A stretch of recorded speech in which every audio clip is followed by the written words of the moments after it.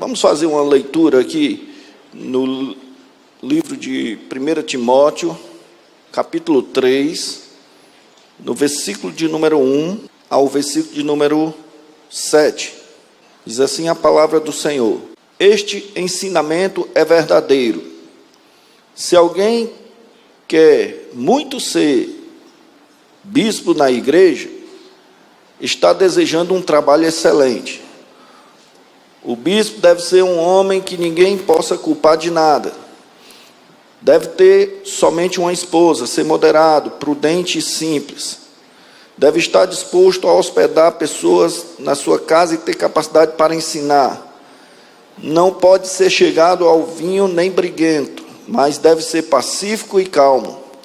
Não deve amar o dinheiro. Deve ser um bom chefe da sua própria família e saber educar os seus filhos de maneira que eles lhe obedeçam com todo respeito.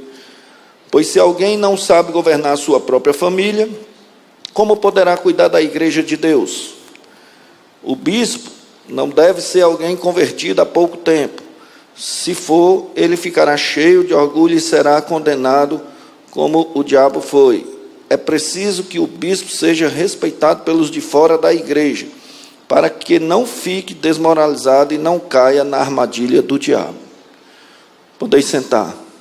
Essa tradução é totalmente diferente, e aí vem algumas coisas que a gente precisa já de cara ver o seguinte.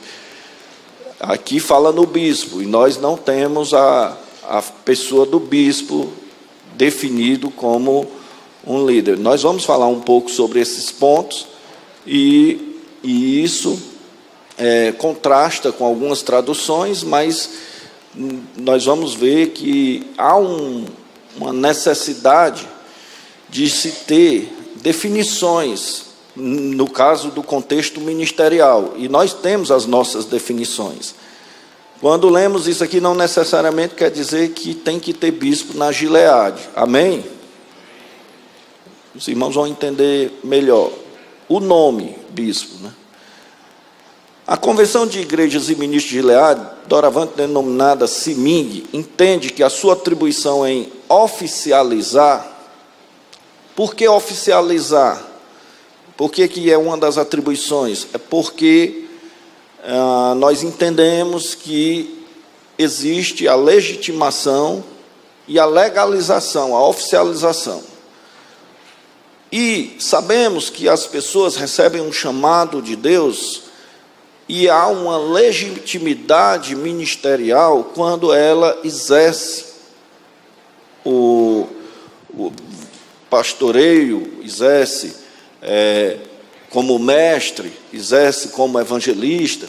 À medida que está exercendo, há uma legitimidade que vem do próprio Deus para com a pessoa que tem esse chamado, como também há uma legitimidade perante as pessoas a quem essa pessoa se reporta, a quem ela pastoreia, a quem ela ensina, a quem ela também ministra ali, evangeliza. Então, à medida que existe a legitimidade, além da legitimidade, tem também a legalidade. A legalidade é uma oficialização, e isso é feito por nós, seres humanos, pela instituição. A instituição oficializa, a instituição reconhece aquele chamado, mas é muito importante que haja sempre a questão da legitimidade, porque ser legalizado, oficializado, sem existir legitimidade, não convém. Convém que a legitimidade esteja presente incondicionalmente. E a oficialidade é importante, ela não deixa de ser importante, mas não é a parte mais importante aqui. Mas ela tem uma grande importância, e é para isso que nós estamos também tendo esse curso, estamos tendo essa capacitação, para que as pessoas possam almejar, não ficar só no campo da legitimidade, mas também elas poderem ter a oficialidade, que é a legalidade do ofício que ela exerce, porque, por exemplo, nós temos momentos que nós vamos ter um encontro, uma capacitação que é para Pastores, se a pessoa tem a legitimidade, exerce isso na prática, mas ela não quer a oficialidade, ela não quer a legalidade, ela oficialmente fica fora de uma ocasião, uma capacitação, um treinamento, uma coisa, porque ela não é oficializada naquela função. Então, é por isso que quando algumas pessoas dizem, não, eu não quero saber da oficialidade, eu não quero saber da legalidade da coisa, eu quero ter somente a legitimidade, mas muitas vezes você perde com isso. Muitas vezes você deixa de participar, de estar também com seus pares que estão ali, são pessoas que vivem as mesmas realidades, as mesmas demandas, e que precisam andarem juntos, né? Que precisam compartilhar o dia a dia, o que vai acontecendo, as experiências, as demandas que trazem maturidade e que vão lhe auxiliar e dar suporte para você suportar, e não só suportar, mas também saber lidar com as diferentes realidades que você enfrenta, ministerialmente falando. Então, essas duas coisas são importantes. Então, quando a gente diz, entende que a sua atribuição é em oficializar, porque a CIMING é quem oficializa. Amém? Capacitar a nível de convenção, porque essas pessoas também já têm suas capacitações locais, mas aqui a gente está tratando apenas a nível de convenção. Integralizar lideranças, que é muito importante essa integralização que tem acontecido na CIMING, tais como pastores e presbíteros, a torna responsável em ser coparticipante. A CIMING não é a única responsável na formação dos seus líderes. O pastor local tem a principal responsabilidade quando, a partir da igreja local, ele estimula, ele incentiva, ele motiva pessoas para buscar o episcopado. Então, a CIMING, ela é quem oficializa, então ela não pode ficar fora do processo, ela é coparticipante. Mas há essa grande relevância do trabalho do pastor local, como também da indicação que parte do pastor local. Juntamente com os pastores de cada igreja, na formação dessas lideranças, uma vez que são submetidas à aprovação da CIMING. Bem como, além de estarem desempenhando atividades nas igrejas locais, auxiliando aos seus pastores na igreja, ou desenvolvendo a função pastoral na congregação. Também estarão desenvolvendo, esses líderes, relacionamentos interpessoais e atividades com outras lideranças da CIMING ou de outros ministérios. Então, entendemos que tudo isso são coisas de grande responsabilidade por parte de cada líder. Vocês nos representam, vocês estão nos diversos lugares, bairros, comunidades, estão lá trabalhando, estão lá se relacionando, estão lá também como formadores de opinião e estão como líderes que fazem parte da CIMING. Então, vão ver, através de você, o que é a CIMING. Não é só através do presidente, através do conselho ministerial, mas é através de cada um de vós. Inclusive, representando e corroborando para o desenvolvimento desta convenção. Desta forma, com base nas escrituras sagradas, na ética, que vai ter aqui um módulo, um dia só sobre a ética, na responsabilidade familiar e eclesiástica, com base também no social, bem como nas experiências vivenciadas diante de demandas em diferentes gestões da diretoria e do conselho ministerial da CIMING, vimos apresentar o perfil de liderança que a CIMING almeja para o seu atual quadro de líderes, bem como para as futuras lideranças que haverão de conduzir esta convenção até que o Senhor Jesus volte. Amém? A CIMING, para nós, ela não é um projeto de 10, e nós já passamos, mas também não é um projeto só para 20 anos. É um projeto que eu creio de Deus para todo esse povo, todo esse rebanho, toda essa grande comunidade que é a comunidade cristã Gileade, para todo um tempo que for necessário enquanto Jesus voltar para buscar a sua igreja. Por quê? Porque nós podemos passar, mas vêm novas gerações. E é por isso que nós queremos trabalhar, e é por isso, melhor, todas essas lideranças, e é por isso que nós queremos poder, quando reconhecer, quando oficializar lideranças da CIMING, ser uma coisa que realmente vá poder isso colaborar para uma melhor formação nas futuras gerações. Nós não estamos pensando só na nossa geração, só no nosso tempo. Nós, aliás, temos pensado muito mais nas futuras do que tão somente em nós. Até porque poderíamos estar aí fazendo consagrações e mais consagrações todos os anos, mas nós estamos há 4 anos sem uma ordenação pastoral. Por quê? Porque nós queríamos primeiro preparar e capacitar as pessoas para esse fim. Amém? Vale ressaltar que, assim como o pastor local é um formador de opinião, e os seus liderados, juntamente com a membresia das igrejas, tendem a assumir posturas similares, a CIMING, em seu ofício para com os pastores e presbíteros, se vê no compromisso de fomentar e estimular condutas cristãs, éticas e edificantes também. E sobre a consciência de relevância recíproca entre a CIMING e a igreja local. O líder pertencente à CIMING precisa ter consciência de seu relevante papel, bem como das igrejas para com a CIMING, uma vez que o sentido da existência dessa, ou seja, da CIMING, baseia-se na filiação, na representatividade das diversas comunidades inseridas e compromissos que possibilitam os mais diversos benefícios a toda a liderança e membresia da Igreja Cristã Gileade. Também faz-se necessário ter consciência da relevância da CIMING para com as igrejas, ao ponto de distinguir as diferentes realidades e efeitos produzidos por igrejas que optam pela individualidade em detrimento da coletividade. Antes de vermos isso aqui, o que é que nós estamos querendo trazer aqui para um entendimento de todos?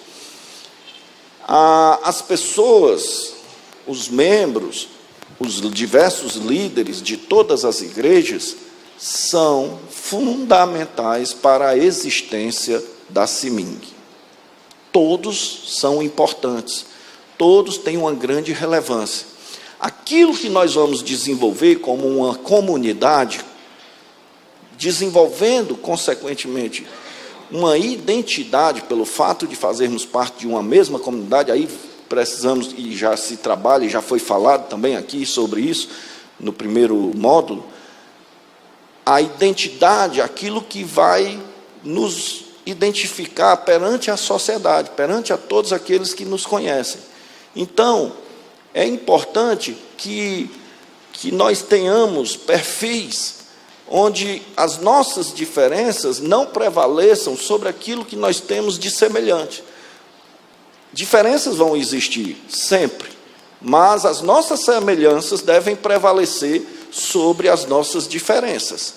E essas semelhanças, bom que sejam qualidades que possam também serem coisas almejadas pelas pessoas que nos conheçam, pelas pessoas que se aproximem de nós, pelas pessoas que passem a conhecer também uma igreja, uma comunidade Gileade, num determinado bairro, numa determinada cidade, e que essas pessoas possam se identificar, porque tem pessoas que com certeza elas vão chegar numa igreja, e se não tiver 3 hinos da harpa cantados obrigatoriamente ali, ela diz, aqui não dá para mim, não faz parte do meu perfil. Aí ela vai procurar uma igreja que ela se identifica. Mas nós, não que não podemos ter 3 hinos da harpa do início do culto. Quem quiser, na CIMING, nós temos essa liberdade. Mas não é isso uma coisa obrigatoriamente, ou que se não tiver, está fora do nosso padrão. E aí nós precisamos entender que nós precisamos desenvolver um estilo de ser igreja, um estilo também de adoradores ao Senhor. E os nossos cultos, tudo isso vai ser reflexo também, porque o culto inspirativo, tudo que vai surgir aí, vai ser reflexo daquilo que nós estamos sendo, daquilo que nós desenvolvemos entre nós, da identidade que vai se construindo, que vai se desenvolvendo. Eu costumo dizer, até para o pessoal da nossa igreja, as lideranças, eu digo, meu irmão, eu não tenho problema se alguém aqui chegar para mim e disser, eu não estou me identificando com essa igreja, eu me identifico com a igreja A, B ou C, e eu quero ir embora para lá. Amém, a gente abençoa. Mas é importante que quem queira estar na igreja tenha desejo de desenvolver a identidade juntamente com as demais pessoas e crescer, amadurecer, termos um padrão não engessado, mas termos um padrão que é consequência dos nossos relacionamentos, dos nossos vínculos, da nossa identidade. Amém? E quando eu digo que a CIMIG também é importante, aí é importantíssimo que os líderes da Convenção Gileade vejam a relevância da CIMIG também para as igrejas. Às vezes a gente ouve algumas reclamações, tal, aí eu vou olhar e digo, sim, mas você é de onde? Eu sou da cidade tal. Mas lá na cidade tal, a pessoa às vezes acha que só ela e só o trabalho dela é que está fazendo a obra de Deus crescer naquele lugar. Mas quando a gente vai olhar, uma boa parte da membresia são pessoas que fizeram um concurso, que saíram de uma cidade para outra, que já eram de outras Gileade, chegaram na cidade, é uma cidade grande, cheia de igrejas, mas a pessoa procurou o quê? Qual foi a igreja que ele procurou? Foi para onde se identifica. Bom seria se a gente tivesse uma Gileade em todas as sedes municipais do estado do Ceará, em todas as sedes municipais das cidades do Nordeste, que para onde a pessoa quisesse ir, ela teria uma opção de fazer parte de uma igreja que ela se identifica. Nós temos família que foi embora para o Maranhão, 2 famílias, que todos os anos eles fazem de tudo para no final do ano, pelo menos, estarem conosco aqui, porque eles têm saudade da forma de ser igreja como eles tinham, como eles eram quando estavam conosco aqui. E chegam lá hoje, estão lá, estão bem, estão se congregando, mas eles dizem que não é a mesma coisa, não se identificam, infelizmente não tem nenhuma igreja com o mesmo perfil ou com a mesma identidade. Então, nessas horas, a gente precisa começar a entender que a CIMIG, ela é relevante para as igrejas. Não só por isso, mas também por algumas coisas que nós vamos ver aqui, que fazem parte do contraste entre a individualidade e a coletividade. Porque existem pessoas que às vezes dizem assim, eu prefiro estar numa igreja onde eu tenho que dar satisfação só a Deus. Só a Deus. Aí um líder vai, funda um ministério, vai caminhar dando satisfação só a Deus, entre aspas, né? Porque diz ele que dá satisfação a Deus. Mas tem até um livro que fala sobre vivendo acima da mediocridade, né? Que ele diz que se você não presta contas da sua vida, dos seus atos ao outro, a Deus é que você não presta mesmo. E às vezes tem pessoas que pensam muitas vezes em ser independente, que é uma coisa importante que já foi falado aqui. Nós temos autonomia administrativa, financeira, mas a relação de independência é se eu romper com tudo, sair e for caminhar independente, sem ter que dar satisfação de nada a ninguém, sem representar ninguém, nem ser representado por ninguém, sem ter que ter testemunho de nada, para ter assim um bom referencial perante todos, para que possa ser visto o evangelho também de uma forma saudável. Você fica independente, aí você faz o que quer. É por isso que tem hoje ministérios que o pastor adultera e ele continua no púlpito. que ele peca e ele não tem nenhuma correção, ele não precisa nem sequer se arrepender. Existe. Não é o nosso caso. Individualidade versus coletividade. Na individualidade há uma isenção de responsabilidades. Há uma satisfação somente a Deus, entre aspas, como já falamos. Mas, em contraste com a coletividade, há uma possibilidade de correção diante de atos irresponsáveis, que qualquer um de nós é passível. Nós não devemos, não podemos ter a nossa vida pautada em atos irresponsáveis, mas é possível acontecer. E aí, nessas horas, na coletividade, há uma possibilidade de correção diante de atos irresponsáveis. Ou seja, também uma satisfação aos seus pares, aqueles que vivem o mesmo contexto que você vive, que passa pelos mesmos dilemas que você também passa, mas que também tem hora que você precisa conversar, abrir o coração, reconhecer, confessar pecado, ser perdoado, ter misericórdia de uns para com os outros e ser restaurado. É diferente. Na individualidade, a pessoa passa a ser um mentor de si mesmo. Na coletividade, nós passamos a ter uma mentoria baseada na multidão de conselhos. Na individualidade, há uma vulnerabilidade, mas na coletividade, há a possibilidade da cooperação de uns para com os outros. Na individualidade, prevalece a visão bairrista.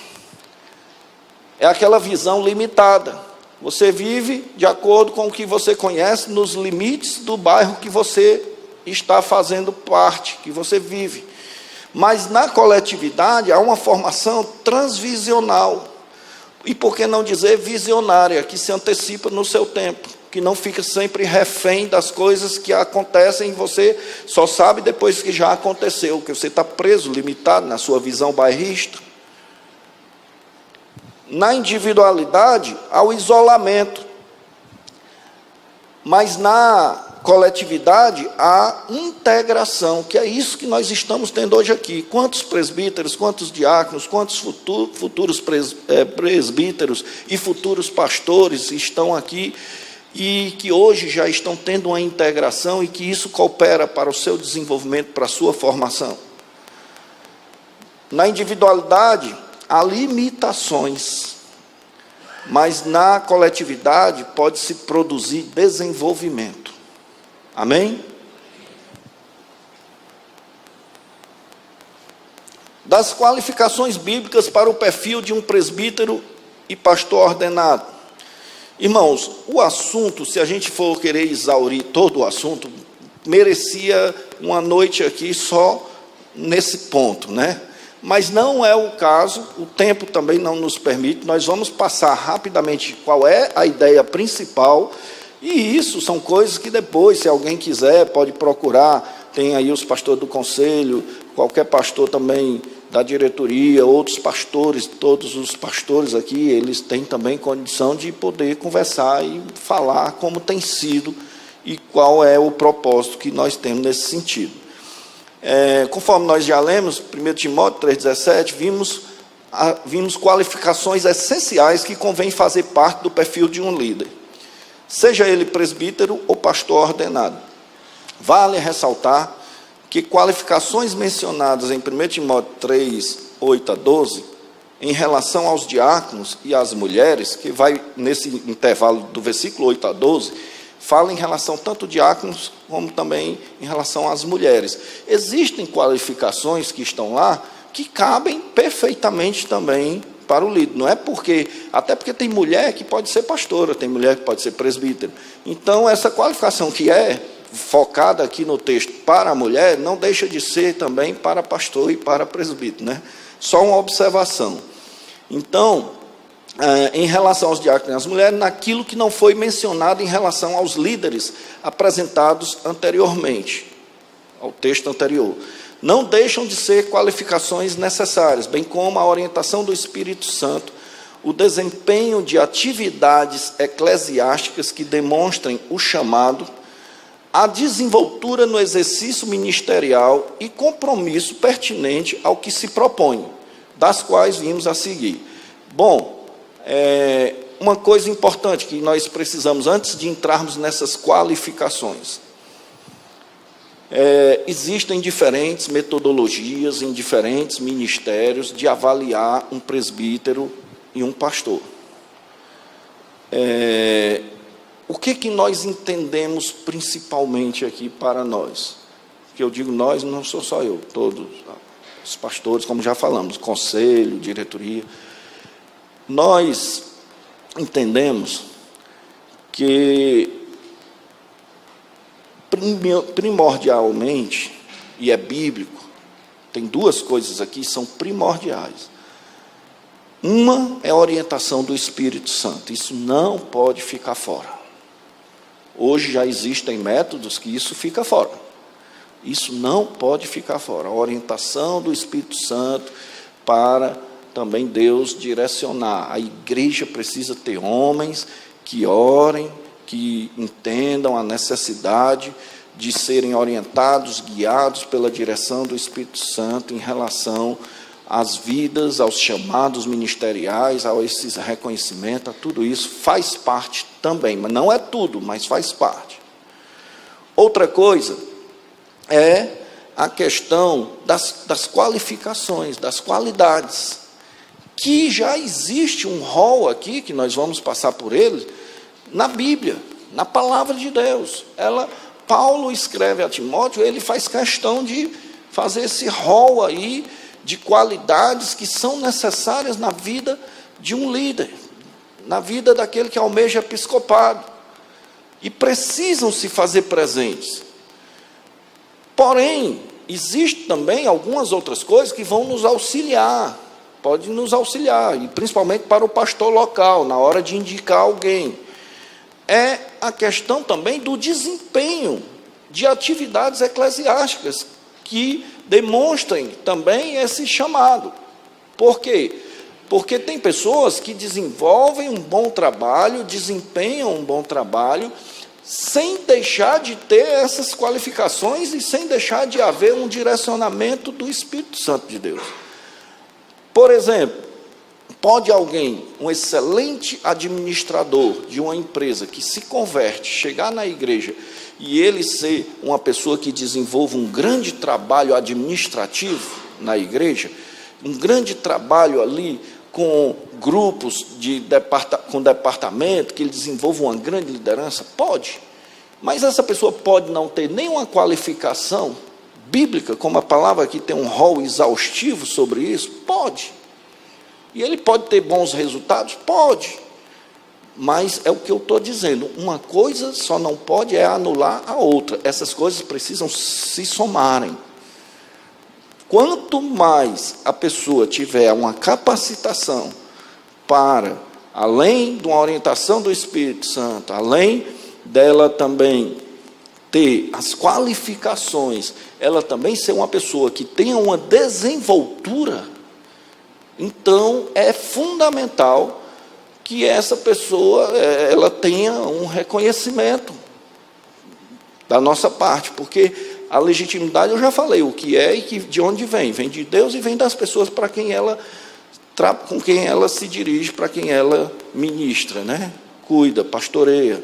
Então, vamos lá. Aí nós vamos falar nessas qualidades, certo? Mas fica bem claro que não quer dizer que só ter a qualidade, mas se a pessoa tem qualidades e, por exemplo, é um excelente diácono, mas não tem um chamado, um propósito para ser mestre, para ser evangelista ou para a função pastoral, para como presbítero que se volta para a palavra, para o ensino, para a pregação da palavra. E a gente sabe, a instituição dos diáconos, qual foi a finalidade?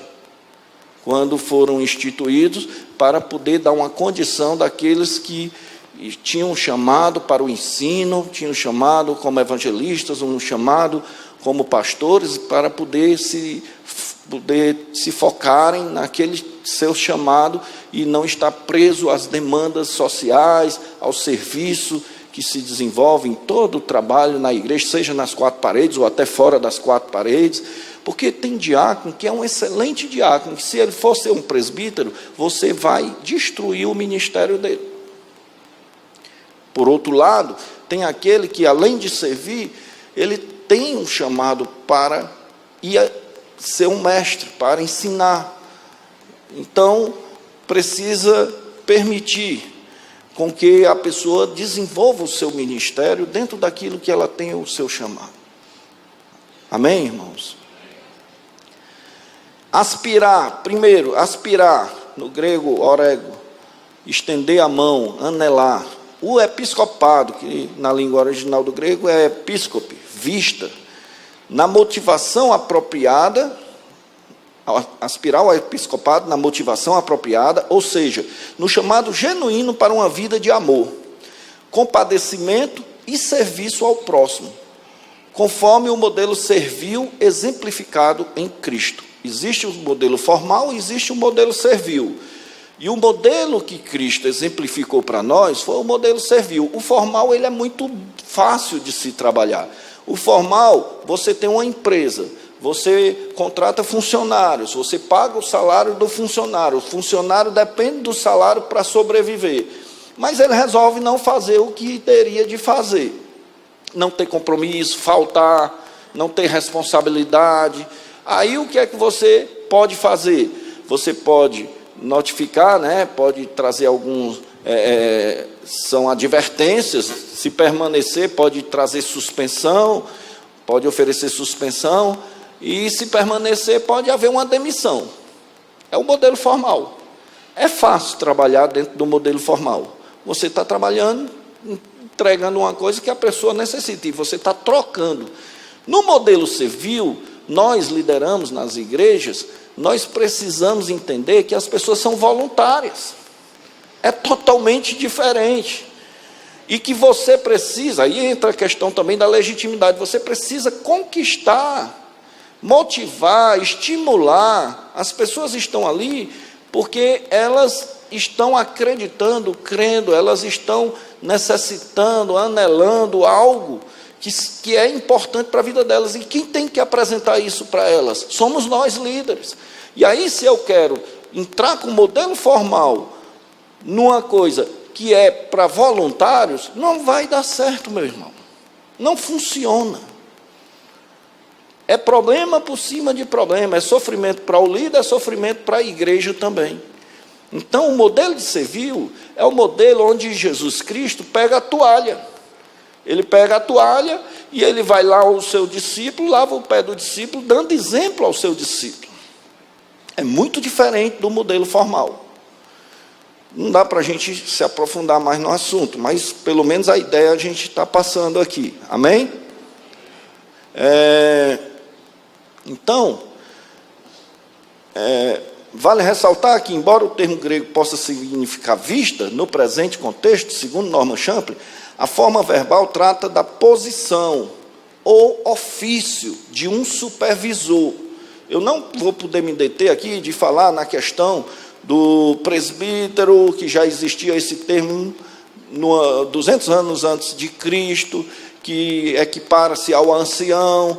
Eu não vou poder aqui agora estar distinguindo sobre a questão do pastor e também do bispo. E eu li aqui bispo, mas para a gente ver que tem essas diferenças. Mas aí nós, por exemplo, não temos a figura do bispo na nomenclatura, mas temos na prática, porque o pastor ordenado, ele se equipara ao que se fazia o bispo, e é a função também não só de pastorear, mas também de supervisionar.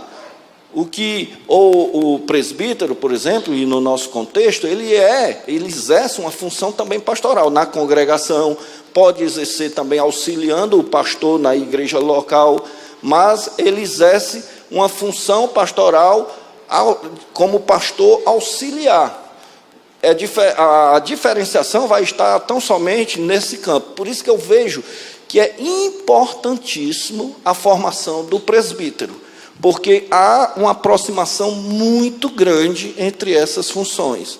Daí é que a gente não queria fazer aqui só para pastores, só para presbíteros que poderiam ser pastores. A gente precisava abrir para os diáconos que possam almejar também ser tanto pastores como presbíteros, lógico que passando primeiro por presbítero. Por quê? Porque é fundamental a formação do presbítero para o ministério. Porque de presbítero para pastor ordenado é bem pouquinha a diferença. Só que tem diferença. E vai ser necessário com que esse presbítero tenha algumas experiências para poder assumir essa responsabilidade como um supervisor, que é equiparado aqui. Amém?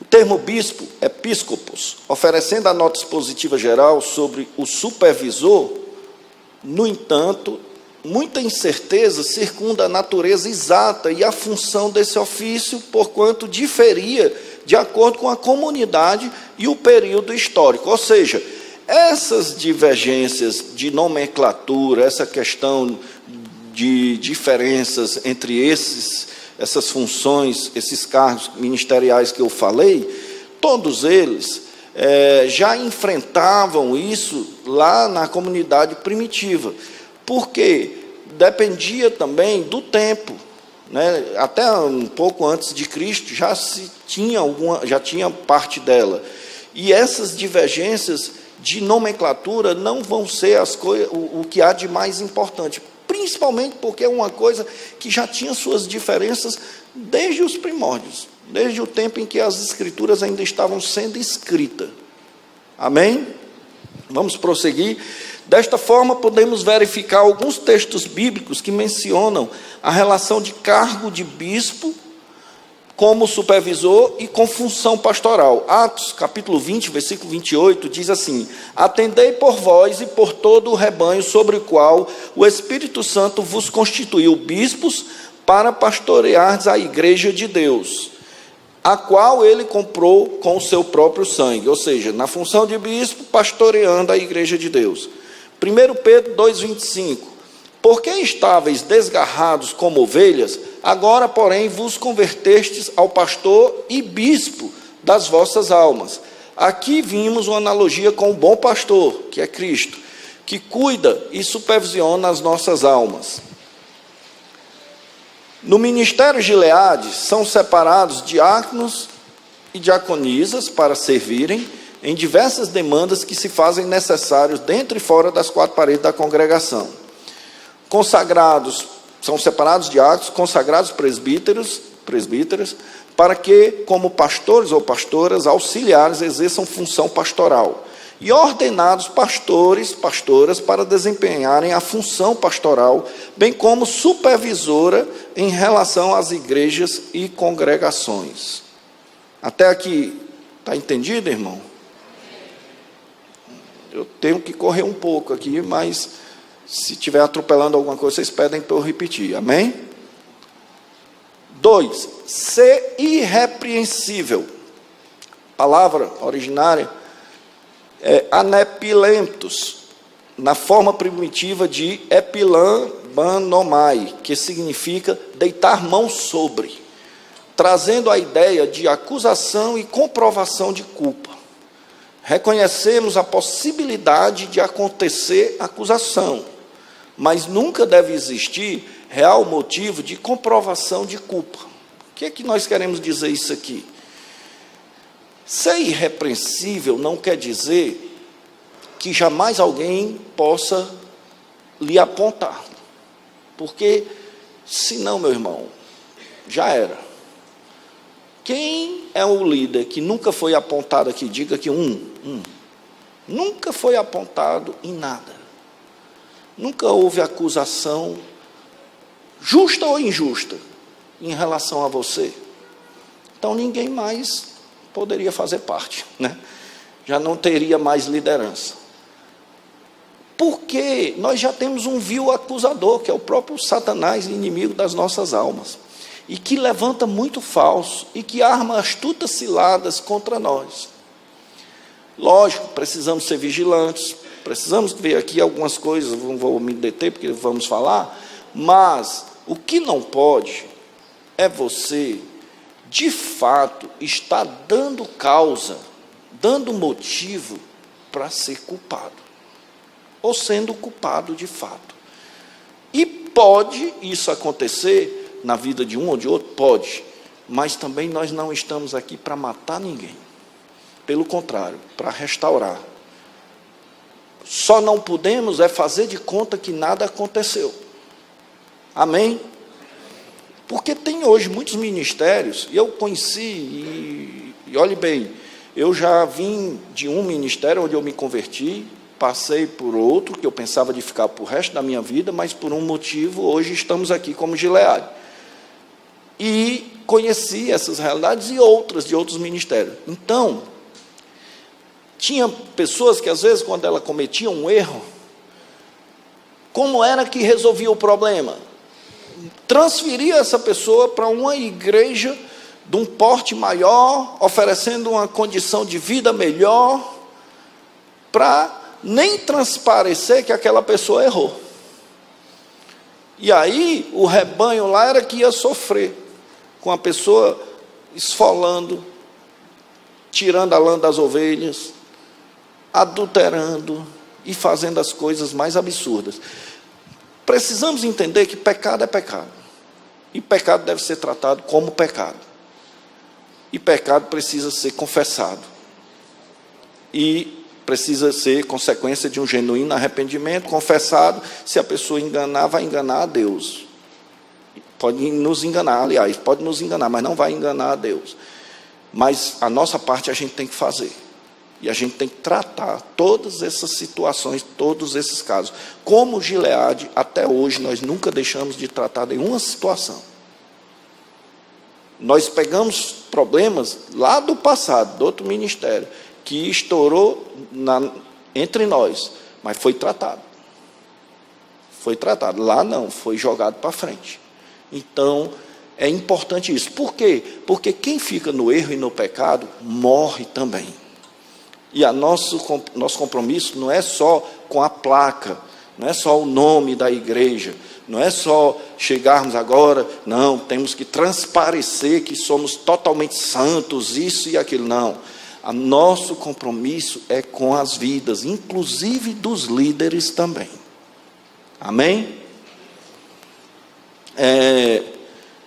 3, marido de uma só mulher, e eu acrescentei aqui, ou mulher de um só marido. Nós cremos e reconhecemos no ministério feminino. E quando a palavra dizia marido de uma só mulher, não quer dizer que é só homem que pode exercer esse ministério. Porque aqui se trata de uma sociedade patriarcal, onde, nesse contexto aqui, a poligamia também era uma coisa presente, era uma coisa que se fazia presente de uma forma marcante ali. Os homens tinham essa prática e isso não era nada demais. Um homem ter relacionamento com várias mulheres, né? Não ser polígamo ou viver no concubinato, que é uma forma disfarçada de poligamia, de pior espécie. Banalização do modelo cristão ideal da monogamia, ou seja, a família cristã. Banalizar o modelo da família cristã. Não é padrão desejado para um presbítero ou pastor da Gileade. O pastor Obed, às vezes, ele sai com umas assim, e eu achei interessante, porque uma vez a gente estava conversando sobre um caso, de uma discussão, de um problema entre, não do nosso ministério, um pastor que era casado, tinha sua família, vivia bem com sua família, e em relação a um outro que já está no 4º casamento. Aí, o pastor Obed disse, rapaz, esse homem, ele ama demais a família e o casamento, é tanto que já casou 4 vezes, né? Já casou 4 vezes, é porque o cara valoriza a família, que ele valoriza tanto que ele já formou 4 famílias. Então, irmãos, entre um embate entre uma pessoa e outra, num problema, sei que a gente tem que ouvir todos os lados, as partes, para tomar conclusões, mas de cara você já vai entendendo que essa pessoa tem mais credibilidade do que aquela. Há exceções, pode acontecer, mas de cara, de praxe, Uma pessoa que já vai no quarto casamento, na hora que você está vendo um problema que envolve essa área familiar entre um e outro, lógico que aquele que hoje está lá ralando, perseverando, mantendo sua família e o padrão familiar, valorizando isso, de cara essa pessoa já tem mais credibilidade. É ou não é? Não quer dizer que isso seja a regra, não é só isso. Pode haver exceção, mas é raro, né? Temperante, no grego nefalios, é temperado, especialmente no uso do vinho. Isso aqui não está relacionado ao temperamento humano, não. É em relação ao uso do vinho, uma vez que não há proibição absoluta. Todavia, esse termo pode significar ajuizado, podendo ser em relação à aparência do mal amplamente, e tentação do alcoolismo. São coisas que precisam ver. E ainda tem aquele problema de sentar à mesa dos escarnecedores. Aí tem, às vezes, por exemplo, eu trabalhava numa empresa que dia de sábado a gente saía meio-dia para ir a uma churrascaria, almoçar, todo mundo, para depois voltar para trabalhar. E no sábado era mais liberado. Assim, o pessoal podia ir à vontade, se vestir como quisesse. E na hora que a gente chegava para almoçar, aí o pessoal pedia cerveja. Eu pedia um refrigerante.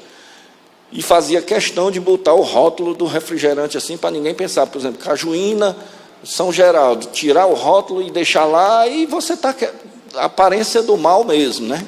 Aí passa uma pessoa e diz, olha, o pastor está numa turma aí que nem é crente bebendo, igual com eles. Então, é a questão também da gente ter esse zelo com essa questão que é bíblica, da aparência do mal. Aí o que acontece?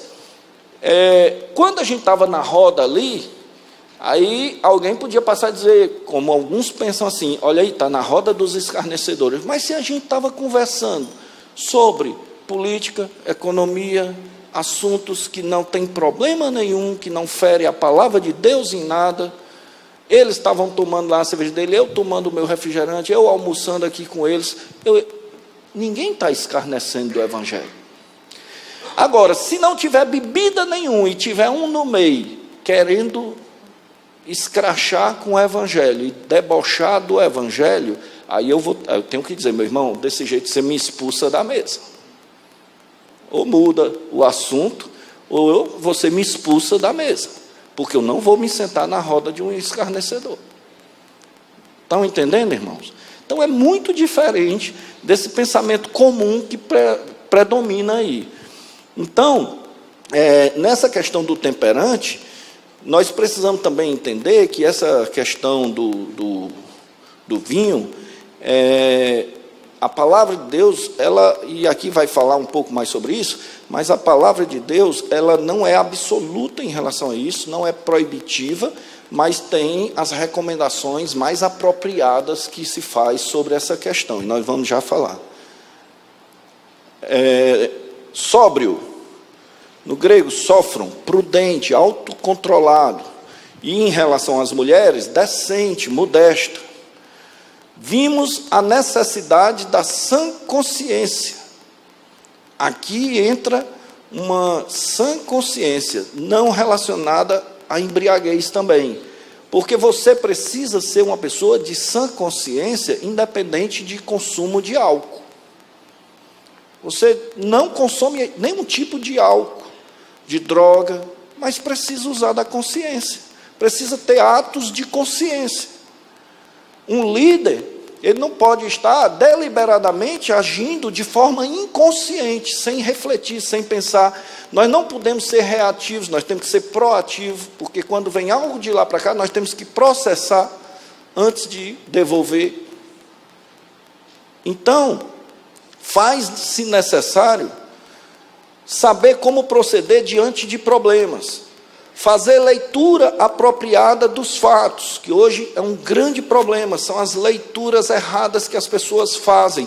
Por isso que nas igrejas ainda existem muitos problemas. Não vai deixar de existir, mas são muitos, que muita coisa já podia ser eliminada nas igrejas, porque os fatos são lidos de forma equivocada. Se você ler fatos de forma errada, as conclusões vão ser as mais absurdas possíveis. Então, saber a quem se reportar é um grande problema do presente momento. As pessoas entram na comunidade do WhatsApp e não sabem a quem se reportar. Vai falar uma coisa que cabe falar somente ao seu pastor local, mas aí você joga logo lá na rede social, joga na internet, no WhatsApp, no Facebook, Instagram, sai jogando para todo mundo um problema que é seu, um problema que é para tratar entre você e seu pastor. Ou se é uma coisa em relação à convenção, tem lá a secretária da CIMIN para receber as demandas. Ninguém aqui nunca, eu creio que o pastor Valderi também, com certeza, ninguém nunca se recusou a ouvir demandas e a tratar demandas.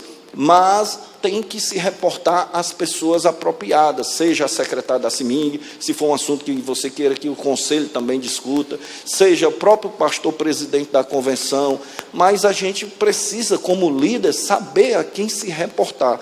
E isso traz um mal terrível quando você inverte isso, quando você usa de forma errada. Então, saber a quem se reportar, saber usar as redes sociais de forma apropriada, né? Para que serve a rede social? Um líder não pode se dar ao luxo de ficar usando rede social sem ser de forma edificante, de forma pejorativa ou de forma destrutiva. Não pode se dar esse luxo, nós não temos esse luxo. Amém, irmãos? Assumir posturas apropriadas em reuniões, ser responsável com seus compromissos, entendendo seus deveres e direitos. Antes aqui, essa questão da postura apropriada em reuniões, irmãos, é importantíssimo. Por exemplo, vamos supor que alguém aqui seja separado para o presbitério, vai começar a participar das reuniões lá da convenção, junto aos pastores. Vai chegar lá já se levantando, dizendo: ei, vocês aqui estão tudo errado. Eu é que descobri a roda. Não foi há tantos mil anos atrás, não. Fui eu, agora. Descobri ontem. E quem sabe tudo aqui sou eu, e daqui para frente tem que ser como eu acho que deve ser. Não é assim. Então, quando chegarem numa reunião de pastores, como presbíteros, vocês devem, primeiro, andar com seus pastores. Conversar certos assuntos, a princípio, com seus pastores. Não atropele o seu pastor. Não vá querer estar discutindo coisa com o pastor presidente, com um ou com o outro, sem nem sequer saber qual é o parecer do seu pastor. Né? E assim, tem muitos detalhes que são importantes, você já ir pensando, dizer, como é que eu devo me portar? Como é que eu devo ouvir mais e falar menos? Quando eu falar, a quem eu devo me dirigir? Eu digo isso, irmãos, porque são frutos de muitas experiências, né, de todos nós, pastores da convenção, que já nos deparamos com muitas situações, e esse curso se faz necessário porque nós queremos que vocês sejam melhores do que o que nós fomos. Amém? E nós não tivemos muita oportunidade disso aqui. Aliás, nem tivemos essa oportunidade que vocês estão tendo. Mas vocês têm. Vocês estão tendo. E não convém chegar lá um dia cometendo todos os tipos de erro, como se nunca tivesse vindo nenhuma aula dessa. Não convém. Quando a gente está passando aqui, a gente não está certo de que nunca vai ter esses problemas, não. Vai ter. Eu sei que vai acontecer. Mas nós vamos poder chegar para você e dizer: vem cá, meu irmão, você não fez o curso, não? Você não lembra disso, disso, disso? E a gente vai ter que lhe lembrar.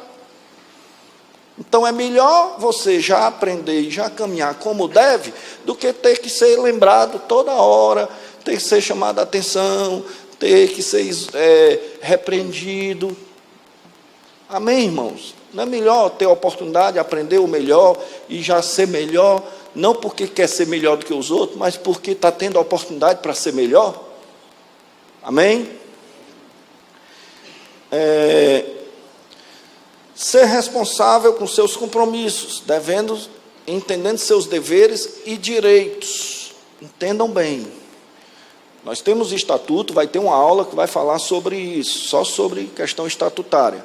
Lá tem deveres e direitos. Geralmente as pessoas só querem saber de direitos e nada de deveres. É tipo quando chega no direito de família, por exemplo, diz que quando vai casar é meu bem, né? E quando é na hora de divorciar, aí muda a frase bem pouquinho, só 2 S que entra, meus bens, meus bens. Só pensa no direito. Às vezes não pensa nem nos filhos, nos deveres, no que tem que fazer, nos compromissos que tem que assumir, na pensão, né? Então, não é diferente, às vezes, ministerialmente. Às vezes as pessoas cobram muito direitos, mas não fazem nem os seus deveres. Querem muito bônus, mas não querem assumir os ônus. E a gente precisa entender que ser convencionado é fazer parte de uma coletividade que precisa de renúncia também. E nós precisamos, assim, numa coletividade, ser pessoas que venham colaborar, contribuir como provedor uns dos outros. E aí a gente vai ajudar, cooperar uns com os outros, e não pensar agora só em si, e só em direitos, e nada de dever. Toda coletividade vai existir em toda e qualquer. Na sua família, dentro de casa, você precisa ter direitos e deveres. Nem só deveres, nem só direitos. Se alguém está tendo só deveres, está sendo sobrecarregado. Se alguém está tendo só direitos, está se aproveitando de alguém. É ou não é? Então, a gente tem que entender e ter essa consciência. É esse perfil de liderança que a gente espera. Tem que ter essa consciência. Saber dar o real valor e tratar com dignidade e respeito aos seus líderes. Irmão, se você não se submete à sua liderança, você não dá para ser líder. Você quer saber se dá para ser líder? Você já pode sair daqui sabendo. Como é que você é para com os seus líderes? Se você não submete, entenda logo isso. Essa não é a minha praia.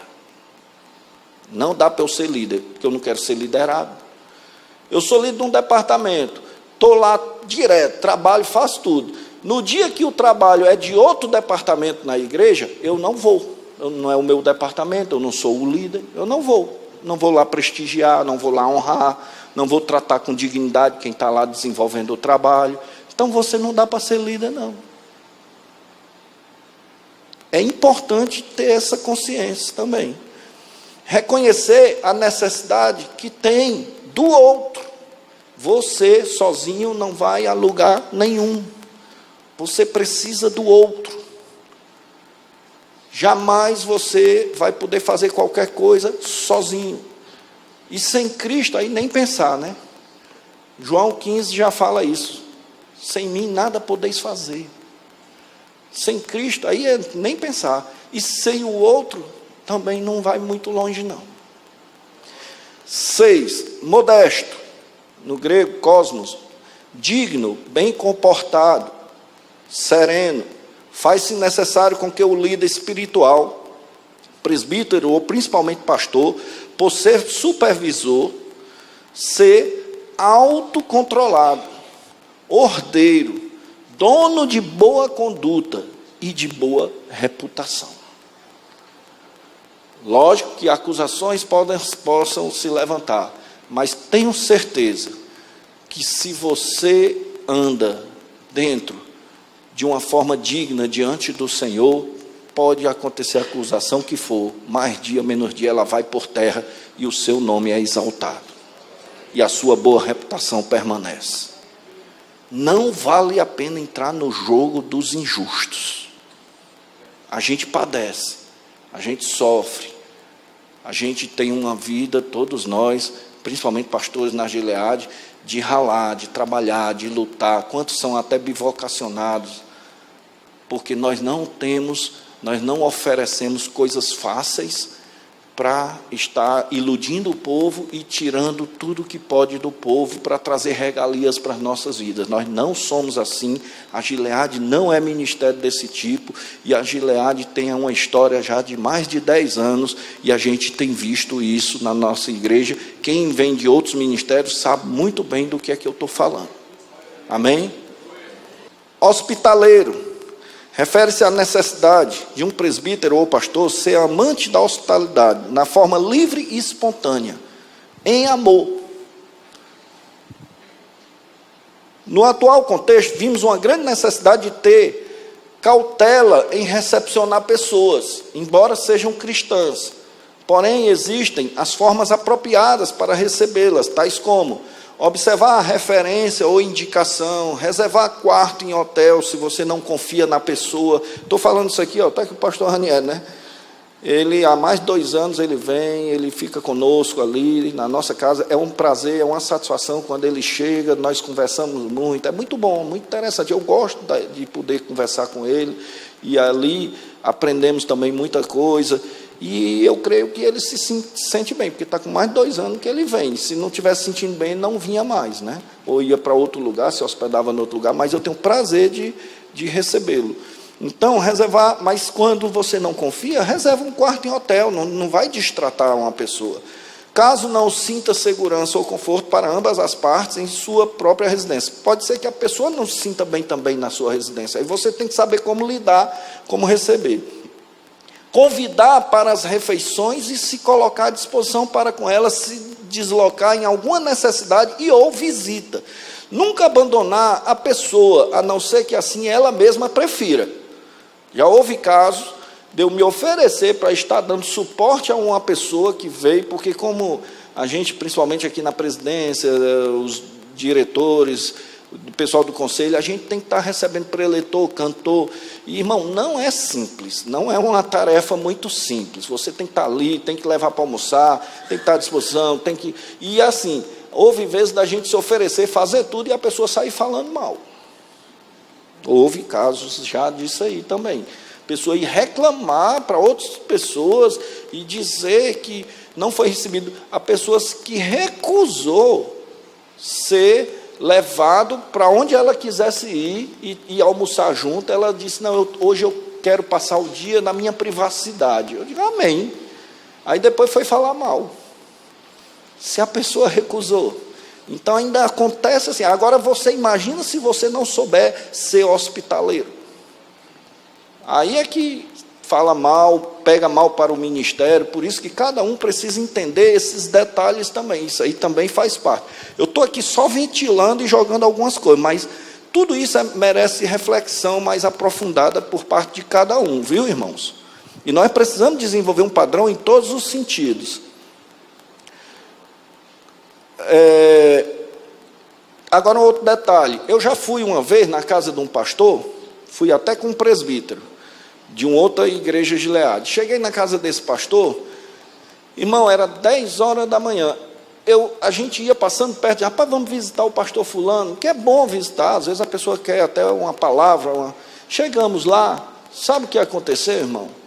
Começou a chover, eu liguei em frente à casa, buzinei, tocamos campainha, liguei, quase não saiu. Aliás, não saiu, atendeu o telefone depois.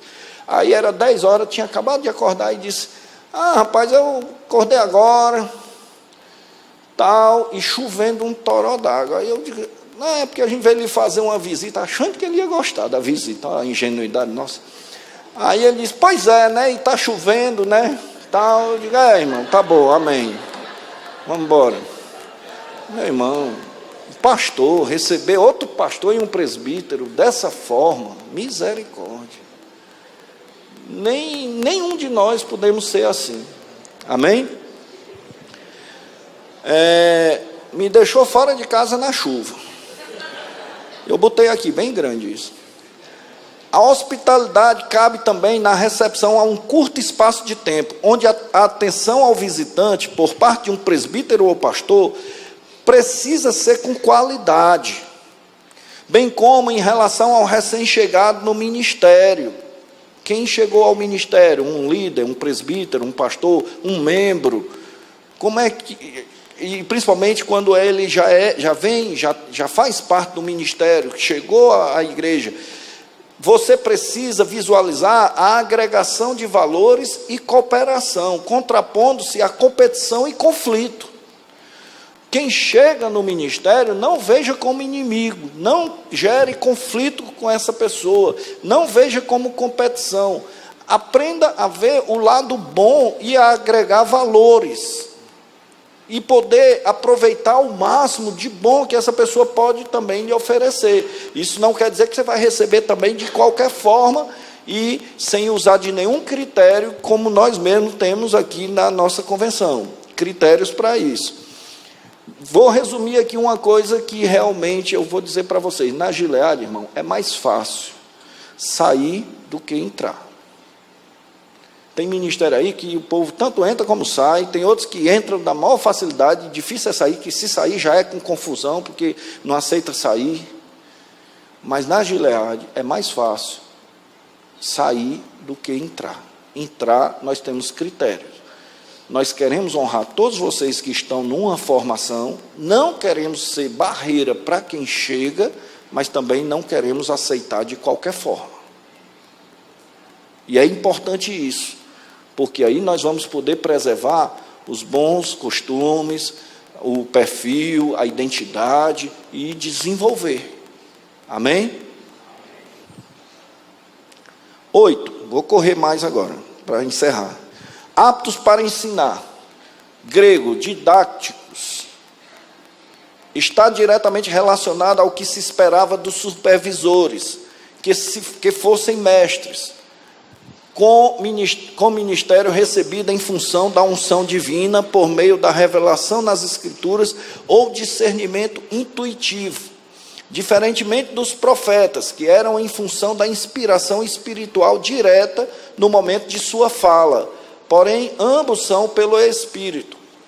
No atual contexto, faz-se necessário estudar em cursos preparatórios, uma vez que há uma evolução na forma de ensino, que proporciona as ferramentas para uma ideal formação e capacitação para que o líder espiritual tenha resposta para as mais diversas demandas da sociedade contemporânea. Nós precisamos ter resposta para a sociedade que está hoje aí. Nós não podemos ser alheio às demandas. Questão hoje mesmo tivemos um debate muito importante, muito interessante, sobre ideologia de gênero, nas questões da sociedade líquida, né, que o pastor Obed amanhã, 9 horas da manhã, né, eu estou só confirmando aqui, para ele nem faltar, amanhã, 9 horas da manhã, lá na igreja de Leado de Siqueira, ele vai estar falando sobre sociedade líquida. Então, enfim, tantos temas importantes que nós precisamos estar a par para termos resposta para a sociedade que nós fazemos parte. A igreja precisa ter resposta. Os líderes precisam ser formadores de opinião que tenham resposta para essa sociedade. Nós não podemos estar ali só cumprindo tabela.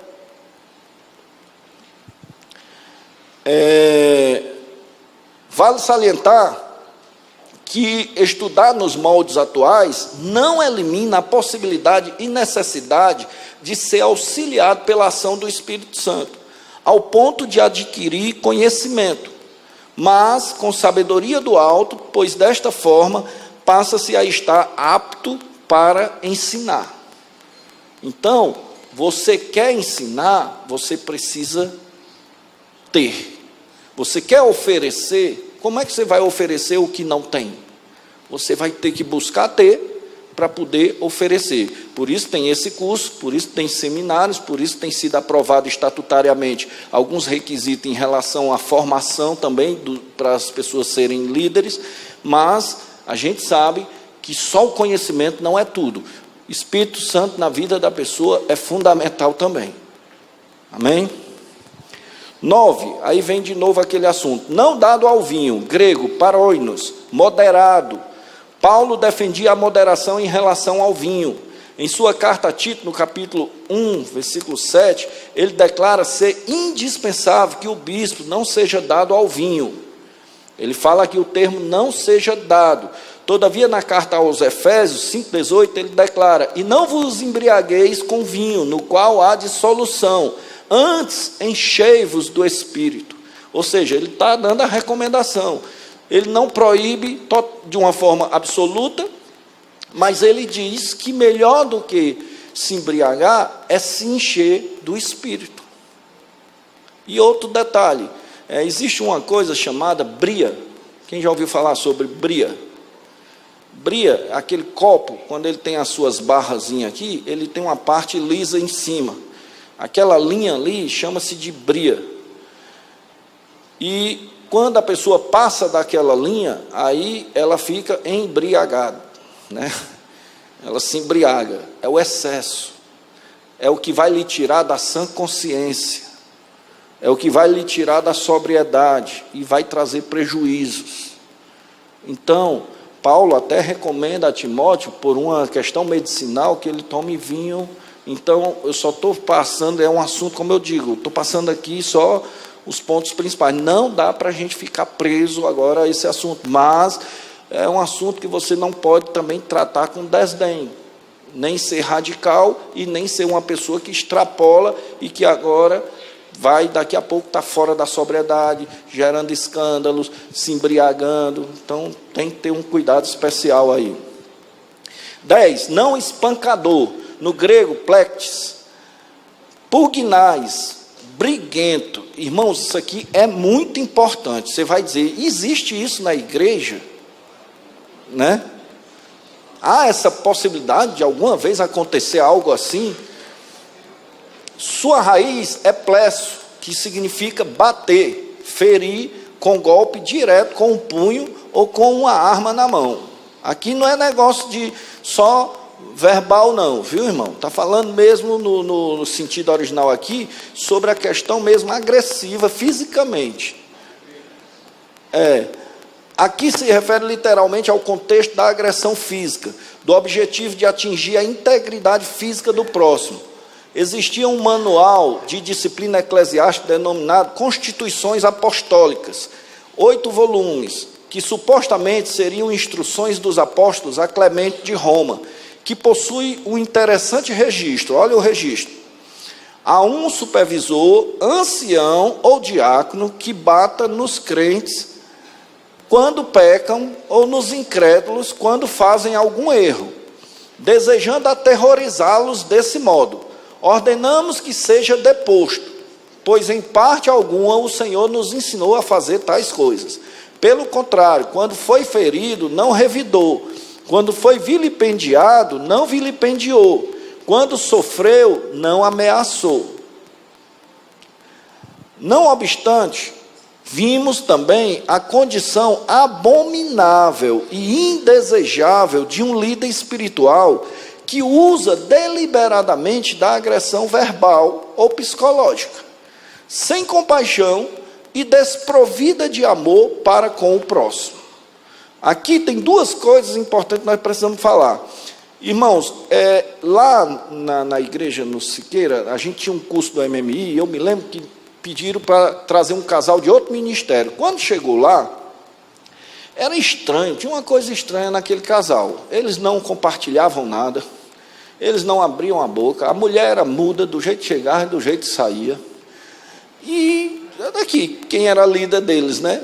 Está aqui comigo, sabe muito bem o que eu estou falando. E aí, houve um dia que eu fui lá, como líder espiritual, e estava tendo que compartilhar, chegou uma hora que ele disse assim, rapaz, olha, eu não fiz a tarefa, eu não respondi nada, nem eu e nem minha mulher, porque o meu negócio é evangelizar. Eu não posso parar de evangelizar, eu tenho que pregar o evangelho toda hora. Eu digo, que é isso, irmão? E aí eu fui falar na família, né, Deus, família, profissão, né, trabalho, a escala de prioridades. Aí o que aconteceu? Eu disse, meu irmão, você está invertendo só tudo.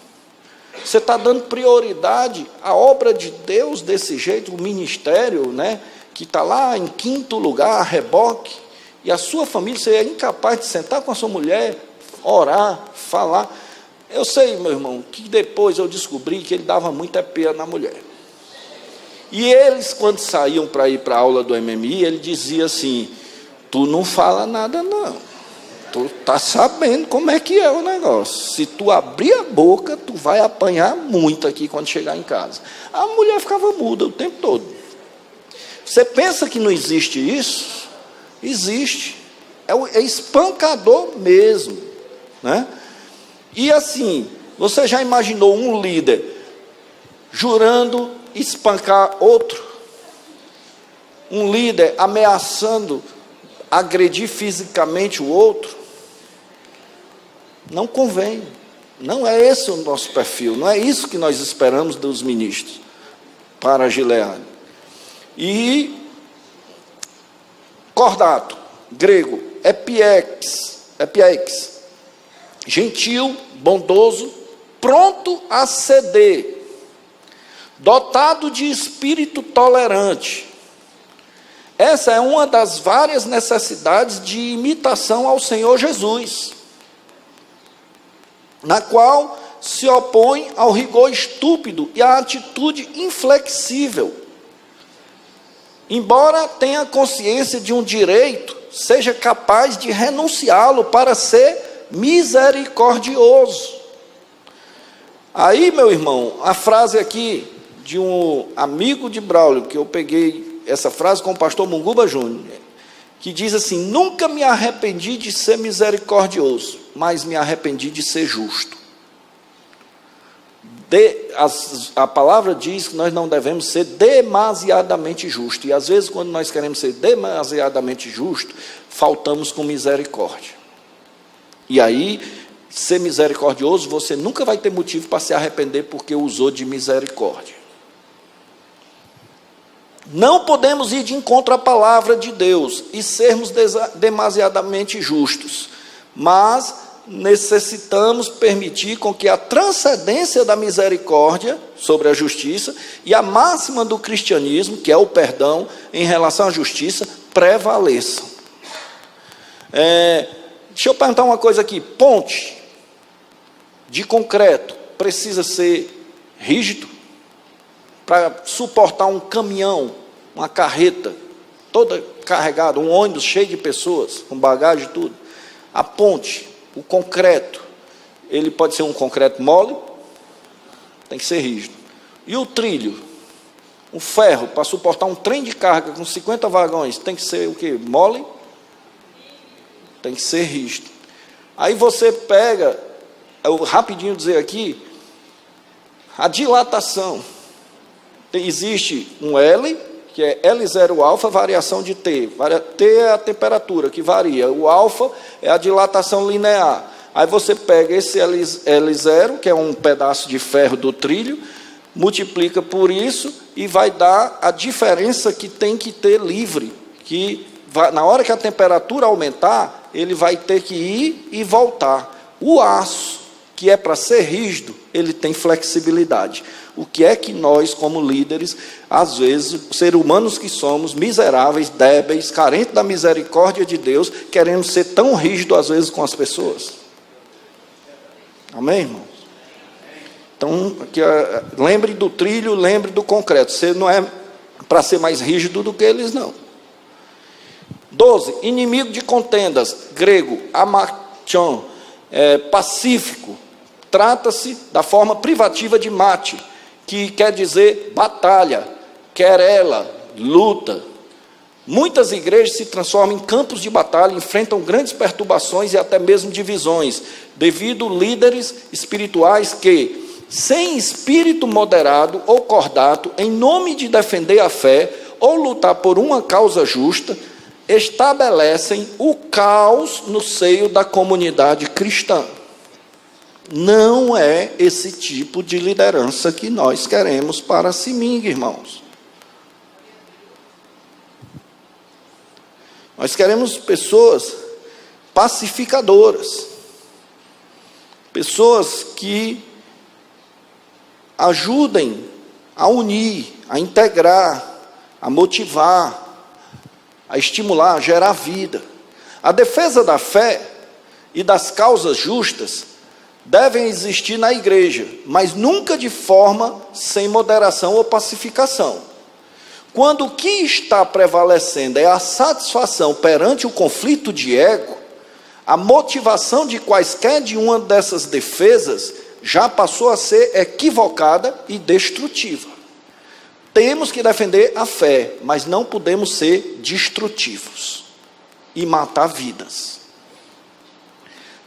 13, não avarento, grego, afilárgoros, amante de dinheiro. 1 Timóteo 6,10, o amor ao dinheiro é a raiz de todos os males, e por causa dessa cobiça, alguns se desviaram da fé e se atormentaram em meio a muitos sofrimentos. O dinheiro em si não é problema, irmão. Quem tiver problema aí, diz que dinheiro é problema, eu recebo, não tem problema. Mas o amor ao dinheiro é que é o problema. Portanto, a motivação ministerial jamais pode ser baseada no dinheiro. Embora que o obreiro seja digno do seu salário e que ninguém deve atar a boca daquele ou daquela que trabalha, o mais miserável dos seres humanos é aquele que permanece no ofício pastoral somente por conta do dinheiro que recebe e não mais pelo amor a Deus e a paixão pela sua obra. É o mais miserável dos homens aquele que fica na obra de Deus por esses motivos equivocados. E hoje tem muita gente que já entra por esses motivos, imagine permanecer, né? 14, que governe bem a sua própria casa, tendo seus filhos em sujeição com todo respeito. Governo, grego, proesteme, ser o cabeça, conduzir, gerir, o que pastoreia e conduz a família de Deus. Antes precisa conduzir bem a sua própria casa, a sua própria família. Sujeição, literalmente criando os filhos em disciplina. Também trata do ensino de temor e gratidão ao Senhor, do respeito às experiências das gerações passadas, entre outros. Não se trata de criar os filhos com autoritarismo, mas sim com autoridade. O filho que em tudo obedece, mas vive de forma retraída, com receio de tudo, sem iniciativa ou ousadia em ações, pode ser retrato de julgo pesado e autoritário, não sendo salutar para a família de um líder espiritual. Por outro lado, é possível que os pais cumpram com o seu papel de governo do lar, mas que o filho irredutivelmente se rebele. Nessa ocasião, o que não deve ser admitido é que a rebeldia do filho seja consequência de excesso dos pais. A questão aqui não é porque um filho se rebelou, porque se influenciou na escola. O pai faz a sua parte, ensina, corrige, a mãe também, dá amor, faz tudo. Mesmo assim se rebelou, tudo bem, é possível acontecer, e os pais não podem ser penalizados por isso. Porém, o que tem que se ver é por que se rebelou. E se o porquê é culpa real dos pais, aí eles estão em falta nesse quesito aqui. Amém? Respeito, no grego, semnotetos, reverência, dignidade, seriedade. Aqui não se refere aos filhos, mas aos próprios pais. Pois, uma vez que exerçam seus papéis com seriedade, de forma reverente, naturalmente tenderá, há exceções, mas tenderá a acontecer a reciprocidade dos filhos para com seus pais. Então aqui, ele não está se falando só em relação ao respeito que os filhos têm que ter pelos pais, mas ao respeito também dos pais para com os filhos. Se os pais têm respeito para com os filhos e criam no respeito, há uma tendência dos filhos também respeitarem seus pais. Às vezes há problemas. Por quê? Porque às vezes na caminhada faltou-se o respeito, às vezes, dos pais para com seus próprios filhos. Aí fica difícil o pai querer ser respeitado lá na frente, né? Fica complicado aí. 15, não neófito. Vou já concluir. Chegou o horário aqui, eu vou resumir aqui. Grego, neófitos, recém-plantado ou particularmente novo convertido. Segundo Champlin, muitos novos cristãos zelosos e fervorosos acrescentavam em número à igreja cristã e havia uma tendência em deslocarem com seu zelo e fogo os membros mais antigos da igreja. As comunidades cristãs eram tentadas a reconhecerem esses novos convertidos para posições de responsabilidade. Todavia, é preciso mais do que zelo para alguém ser bem-sucedido no ministério. Faz-se necessário conhecimento e desenvolvimento espirituais, experiência e erro, luta e agonia, e principalmente unção divina. É também com o propósito de poupar o novo convertido do laço e das astutas ciladas do inimigo que o apóstolo Paulo dá essa recomendação a Timóteo, para que ele tenha esse cuidado em relação a novos cristãos, que com o entusiasmo do primeiro amor tende a precipitadamente almejar o episcopado. A observação aqui é em relação ao novo na fé, independente da idade. O novo na fé pode ter 50 anos, pode ter 55, 60, né? Independente da idade. Bom testemunho para com os de fora. No grego, martúria, testemunho, podendo ser referente a uma espécie de reputação geral ou testemunho verbal sobre a veracidade de uma coisa. Eu já vi casos de pessoas, líderes, indo a um tribunal para testemunhar falsamente. É crime, irmão. Não pode, isso não cabe a nós. É crime, nem mesmo que não seja no tribunal, pode ser numa coisa ali dentro da igreja. Não cabe falso testemunha. Não formule isso para querer prevalecer lá na frente. Deus está vendo tudo, e lá na frente você vai colher o que haverá de colher. A palavra de um líder espiritual deve ter relevância e digna de confiança. Triste é a realidade de um líder espiritual que não é visto confiável naquilo que fala. O opróbrio, que no grego onedeísmo, vilipêndio, desgraça, insulto, é a consequência dos laços do diabo, que depois de ter tentado o líder espiritual em agir de forma que perca sua credibilidade, ele passa a sofrer do próprio Satanás, dos que estão dentro da igreja e dos que estão de fora, tanto judeus como gentios. Que nós estamos trazendo lá na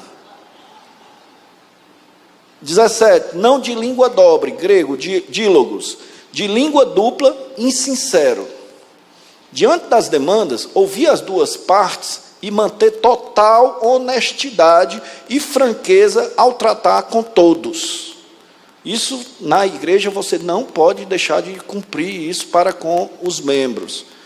Se é fundamental para um diácono, o que diríamos para um pastor auxiliar, presbítero, ou um pastor e supervisor, pastor ordenado?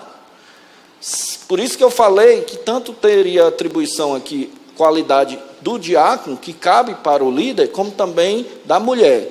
Aqui é um que está lá previsto para diácono, mas se o diácono precisa disso, por que não o presbítero e o pastor, né? E aí, ser sincero é imprescindível em qualquer ministério, pois jamais se pode maliciosamente falar uma coisa querendo dar a entender a outra, ouvir uma coisa e transmitir outra, ou casos similares. Em relação a todas essas qualidades necessárias na pessoa que almeja o episcopado, não quer dizer que a pessoa tem que possuir todas, em todo o tempo e por toda a vida, em todos os momentos. Entretanto, faz-se necessário ter consciência de todas, almejar e se inclinar para que sejam qualidades presentes em sua vida, nunca se tornando algo banalizável, ao ponto de passar a ser conivente com a transgressão em relação a elas ou infringi-las de forma deliberada, mas de forma contrária, considerando-as dignas de fazerem parte do seu viver, do seu ministério presbiterial ou pastoral. Almejamos que cada líder na Gileade se permita crescer na graça e no conhecimento. Ambos fazem parte e são extremamente necessários. Deixe-se levar por sua paixão a Cristo. Ame a integridade. Seja irrepreensível, tolerante e respeitável. Preste contas de si mesmo. Busque equilíbrio entre a ociosidade e o ativismo, entre o legalismo e a libertinagem. Abra mão de ressentimentos. Sinta-se desafiado nas adversidades. Seja compadecido e amoroso para com o próximo. Assuma sua missão e fixe sempre os seus olhos no Senhor Jesus. Amém? Obrigado.